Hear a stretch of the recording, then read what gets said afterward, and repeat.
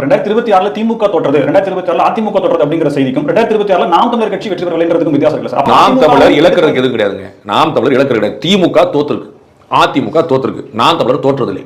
நாம் தமிழர் ஏன் தோற்றதில்லைன்னு வெற்றி பெற்றவன் தான் தோல்வி வளர்ந்துகிட்டே இருக்கிறார். இப்பதான் போயிட்டு இருக்காரு, பயிற்சி எடுத்துக்கிற போய் நீ ஜெயிச்சா சொன்னா முதலமைச்சர் பதவி தான்.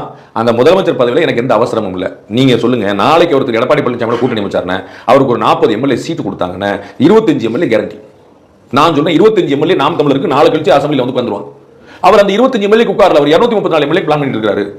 நான் இந்த நாளைக்கு வரப்போற ஒரு விஷயத்தை வந்து இன்னைக்கு உள்ள அற்ப விஷயங்களை விட்டுறக்கூடாதுன்றார்.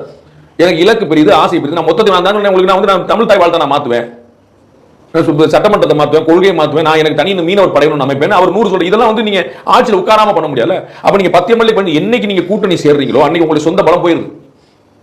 கூட்டணி சேர்ந்தீங்கன்னா அவள் தான். இப்ப நீங்க வந்து விஜய் வந்து ஏடிஎம்கே கூட்டணி வைக்கிறார், யார் முதலமைச்சர் சொல்வார்? எடப்பாடி பழனிசாமி தானே.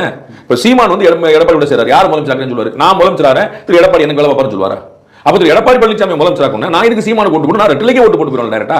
அங்கதானே உங்க எல்லா கட்சியும் காணாம இருக்கு. மதிமுக எங்க விழுந்தது? 2 கம்யூனிஸ்ட் கட்சிகள் ஏன் வளர முடியல? ஏன் காங்கிரஸ் வந்து செகண்ட் பிள்ளை வச்சிட்டு இருக்கேன்? நாங்கள் ஸ்டாலினை முதலமைச்சராக்கும், நாங்களே ஸ்டாலின் முதலமைச்சராக்கும், நீங்க இருக்குட்டாங்க. உங்களுக்கு புரியுங்களா? அப்ப நாங்க வந்து எடப்பாடி பழனிசாமி முதலமைச்சர் நாங்க ஏற்கனவே ஆக்கிட்டோம், நாங்க பார்த்துட்டோம். இவ்வளவுதான் கணக்கு புரிஞ்சுக்கணும். அப்ப சொந்தமா வளர கட்சிக்கு தான் வாய்ப்பு இருக்கு. நீங்க நாம் தமிழர்ல வந்து ஏன் தோற்கலன்னு சொல்றேன் நீங்க பார்க்கணும். நாம் தமிழர் தோற்கல, ஏடிஎம்கே தோத்துருக்கு, திமுக தோத்துருக்கு. ஆனா நாம் தமிழர் தோற்கல ஏன் சொல்றேன்? அவங்க 1, 3, 5, 8ன்னு கூடிக்கிட்டே போற கிராஜ் அந்த கிராஃப் போயிட்டு இருக்கும்போது தோல்வி எப்படி சொல்லுவீங்க? கிராஃப் விழுந்தா தானங்க தோல்வி.